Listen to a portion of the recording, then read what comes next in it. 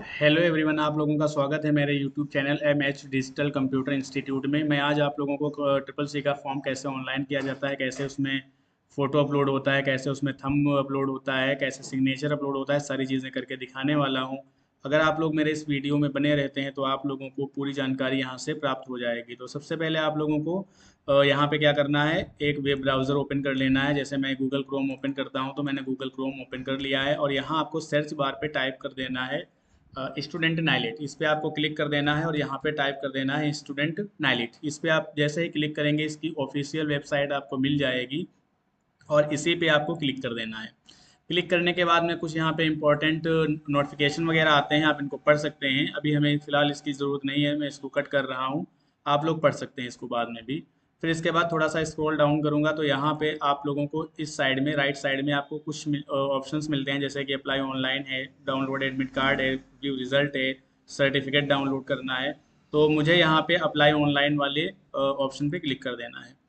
Click करने के बाद में मेरे पास में एक नया पेज खुल के आ जाता है। तो यहाँ पे आईटी से रिलेटेड जितने भी कोर्स होते हैं यहाँ पे आपको मिल जाएंगे। ट्रिपल सी का कोर्स भी आईटी से रिलेटेड होता है। आपको यहाँ पे course on computer concept means triple C वाले ऑप्शन पे क्लिक कर देना है। फिर इसके बाद में यहाँ पे कुछ इंस्ट्रक्शंस वगैरह नाइलिट आपको देता है, जैसे कि आप उनको पढ़ सकते हैं, देख सकते हैं कि इसमें क्या क्या चीज़ें होती हैं, कैसे इसको फॉर्म को भरा जाता है। आप यहाँ पे इसको थोड़ा सा पढ़ लीजिएगा आप लोग। और फिर इसके बाद में मैं इस पे फिलहाल डिक्लेरेशन पे क्लिक करके आगे बढ़ता हूँ, आई एग्री पे क्लिक कर देता हूँ। क्लिक करने के बाद में मेरे सामने इसका ऑफिशियल पेज आ जाएगा, जहाँ मेल है जिसका आप ऑनलाइन कर रहे हैं फॉर्म, तो यहाँ पे आप मिस्टर सेलेक्ट कर लीजिए। अगर फीमेल है तो यहाँ पे आप ये वाला सेकंड वाला ऑप्शन ले लीजिए। तो फर्स्ट मैं यहाँ पे मिस्टर वाला ऑप्शन ले लेता हूँ।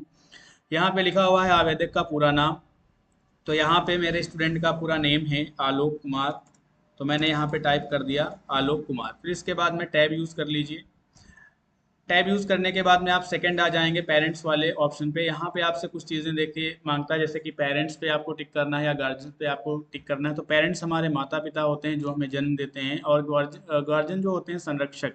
मीन्स कोई भी हो सकता है, जैसे हमारे चाचा हो सकते हैं, ताया हो सकते हैं, कोई भी हो सकता है जो हमारी देखभाल करता हो। तो फिलहाल हम लोगों को पेरेंट्स पे ही क्लिक करना है और यहाँ पे पेरेंट्स की डिटेल पे ही क्लिक करके यहाँ पे फादर नेम डाल देना है। तो अगर आप लोगों का हाई स्कूल हो चुका है तो अच्छी बात है, हाई स्कूल की मार्कशीट से इसको भरिए तो सबसे ज़्यादा सही रहता है, क्योंकि उस पर माता पिता का नाम और जन्म तिथि वगैरह बिल्कुल करेक्ट होती है।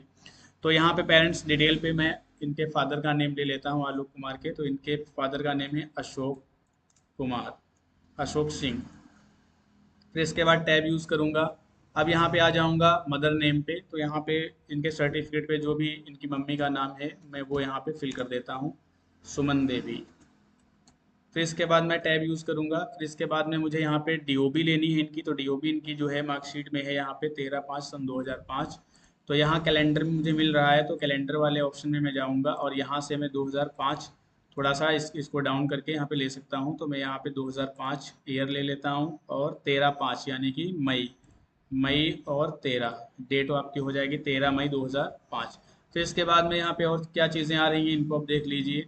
तो इसमें आगे यहाँ पे 13 मई हो गया है। फिर इसके बाद में आगे हम बढ़ते हैं। सिलेक्ट वन, इसमें क्या मांग रहा है, कैटेगरी। कैटेगरी मीन्स जो है यहाँ पे आप लोगों को जनरल है, सामान्य यानी जिसको बोलते हैं, या अनुसूचित जाति, SC ST जो भी कास्ट होती है कैटेगरी में आती है। तो यहाँ पे इनका है SC, तो यहाँ पे SC सिलेक्ट कर लेते हैं। एंड व्यवसाय यानी कि ये क्या काम करते हैं। तो इसमें फिलहाल आपको अदर पे ही क्लिक करना है, किसी और ऑप्शन पे क्लिक मत करिएगा, सिर्फ अदर पे ही क्लिक करिए, अन्य पे। नेक्स्ट आपको यहाँ पे कुछ नहीं करना है, जो जैसे भरा है सब ऐसे डिफ़ॉल्ट रहने दीजिए। डिफ़ॉल्ट ही ऐसे पड़ा रहने दीजिए, इसमें आपको कुछ नहीं करना है। आगे आ जाइए, यहाँ पे मोबाइल नंबर वाले ऑप्शन में आ जाते हैं। इसमें हमको अपना फ़ोन नंबर डाल देना है। तो फिलहाल मैं यहाँ पे एक फ़ोन नंबर डाल देता हूँ। फ़ोन नंबर यहाँ पे आपका ज़रूरी है। अगर फ़ोन नंबर नहीं है तो जैसे कोई भी नोटिफिकेशन वगैरह है या कोई भी मैसेज वगैरह है तो ईमेल आईडी और फ़ोन नंबर होगा तभी आएगा, वरना नहीं आएगा। तो ये ज़रूरी है, तो इसको आपको भरना पड़ेगा। तो यहाँ पे मैं फ़ोन नंबर डाल देता हूँ। फिर इसके बाद में ईमेल आईडी, ये भी ज़रूरी है, आपको इसको डालना ही पड़ेगा। अगर आपकी बनी ईमेल आईडी ठीक है, अगर नहीं बनी है तो आप यहाँ पे तुरंत क्रिएट कर लीजिएगा गूगल पे जा करके, ठीक है। तो मैं यहाँ पे फ़िलहाल ईमेल आईडी यहाँ पे डाल देता हूँ, मैं अपनी ईमेल आईडी डाल रहा हूँ। फिर इसके बाद में यहाँ पे पता विवरण पे आ जाते हैं, यानी कि एड्रेस आपको फिल करना रहता है। तो यहाँ पे आपको एड्रेस वाली लाइन पे आ जाना है। और इसमें सबसे पहले विलेज ले लीजिए जो भी है, तो विलेज वगैरह जो भी आपको सेलेक्ट करना है वो आप देख लीजिए, आधार से ही करिएगा, क्योंकि उस पर जो डिटेल होती है वो बिल्कुल सही सही होती है। तो मैं इनके फॉर्म से ही देख रहा हूँ, उसी से फिल कर रहा हूँ। तो इनका सबसे पहले मैं विलेज नेम ले लेता हूँ। नेक्स्ट टैब यूज़ करेंगे और सेकंड इसका जो है पोस्ट।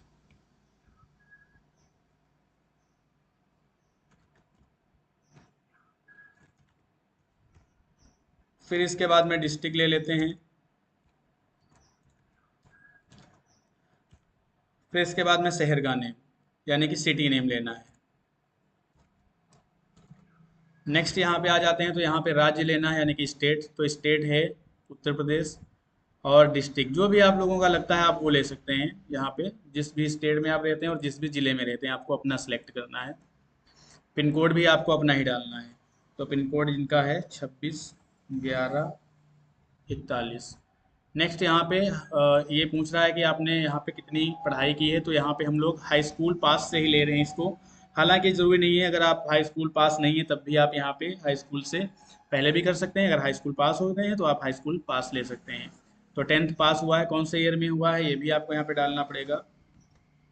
नेक्स्ट यहाँ पे जो आपका अगला ऑप्शन आ जाता है वो है आप इस आवेदन को जो आप कर रहे हैं वो किस प्रकार से कर रहे हैं, डायरेक्ट कर रहे हैं या इंस्टीट्यूट के माध्यम से कर रहे हैं। देखिए इसमें ज़्यादा फर्क नहीं होता है, डायरेक्ट करेंगे तो आप अपने आप इसकी फ़ीस कटवाएंगे यहाँ पे, और अगर इंस्टीट्यूट के माध्यम से करेंगे तो जिस भी इंस्टीट्यूट के माध्यम से कर रहे हैं इंस्टीट्यूट वाला उसकी फ़ीस ये कटवाएगा फिर। तो आप ऐसा करिए, आप डायरेक्ट ही करिए, सभी लोग डायरेक्ट में अपने आप ही आप फीस को कटाएंगे। तो यहाँ पे सबसे पहले इस पर क्लिक कर देंगे और क्वार्टरली एग्जाम साइकिल पे क्लिक कर दीजिएगा। फिर यहाँ से देख लीजिए कि कौन से मंथ में आपका एग्जाम जा रहा है, तो यहाँ पे दिसंबर 2026 में लास्ट में जाएगा लगभग। और इसकी फीस भी यहाँ पे आ जाएगी, कितनी फीस आपको यहाँ पे देनी रहती है। तो फिर इसके बाद में परीक्षा केंद्र, तो परीक्षा केंद्र में सबसे पहले आपको यहाँ पे स्टेट लेना है कि कौन से स्टेट में आपको पेपर देना है, और फिर कौन से ज़िले में। तो यहाँ पे हम लखनऊ सेलेक्ट कर लेते हैं, मेरे यहाँ से नज़दीक पड़ता है। फिर इसके बाद में सेकंड आपको दो परीक्षा केंद्र डालने होते हैं, एक यहाँ पे पड़ता है, इसके नीचे भी आपको परीक्षा केंद्र ही डालना पड़ेगा, तो इसमें भी स्टेट ले लीजिए।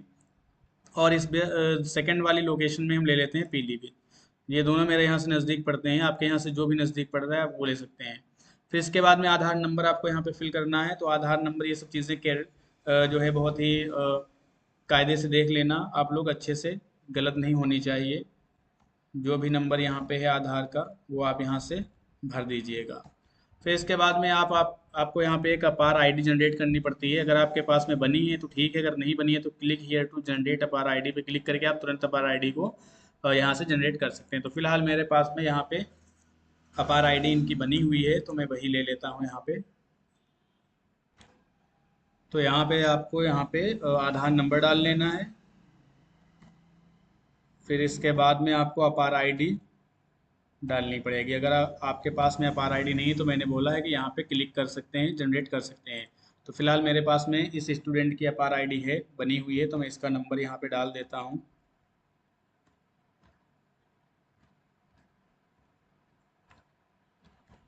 और यहाँ से सेव आधार कर दीजिएगा। अगर आपका आधार नंबर सही है तो यहाँ पे ऐसे बन के आ जाएगा, ठीक है। अब इसके बाद में यहाँ पे आपको कुछ नहीं करना है, ये सारा कुछ अपने आप ये डिफ़ॉल्ट ले लेगा, आपको इसमें कुछ भी नहीं करना है। आपको बस स्क्रॉल को डाउन करना है और यहाँ पे आपको एक स्थान का नेम दे देना है, यानी कि जहाँ से बैठ के आप इसको ऑनलाइन कर रहे हैं।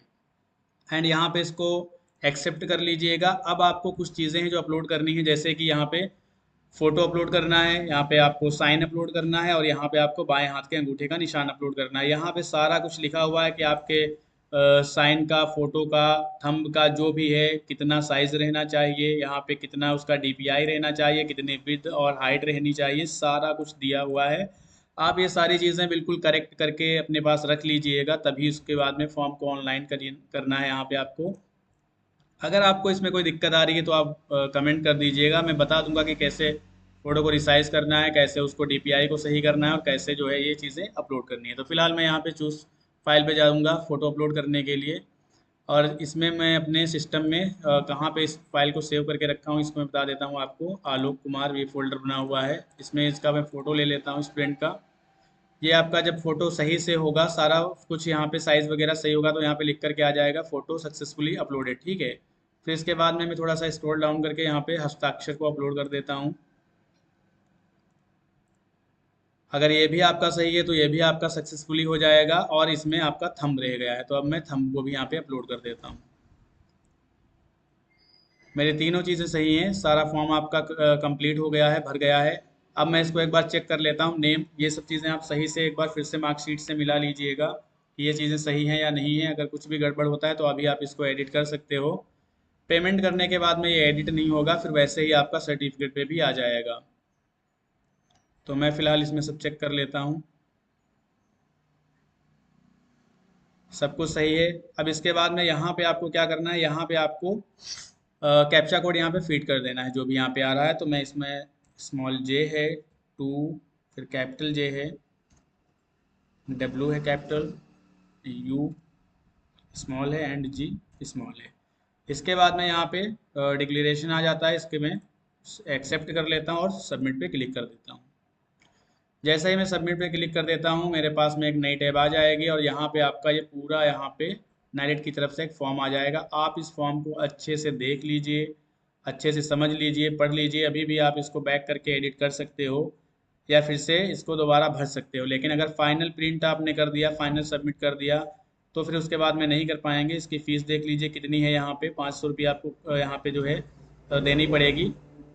अब इसके बाद में मैं फाइनल प्रिंट करने जा रहा हूँ, आप लोग देख लीजिए इसको अच्छे से। फाइनल सबमिट कर देता हूँ यहाँ से।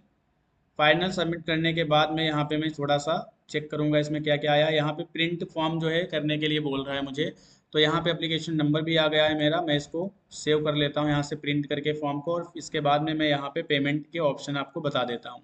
तो पहले मैं इस फॉर्म को प्रिंट करूँगा। यहाँ पे इसको प्रिंट करने का तरीका ये है कि यहाँ पे प्रिंट वाले ऑप्शन पे जाइए और यहाँ से सेव एज पीडीएफ लगा लीजिए। फिर इसके बाद में यहाँ से सेव कर लीजिए। सेव करने के बाद में आप इसको अपने कंप्यूटर में कहीं पे भी सेव कर सकते हैं। तो फिलहाल मैं जो भी स्टूडेंट का नेम है मैं उसी फोल्डर में ही इसको सेव कर रहा हूँ।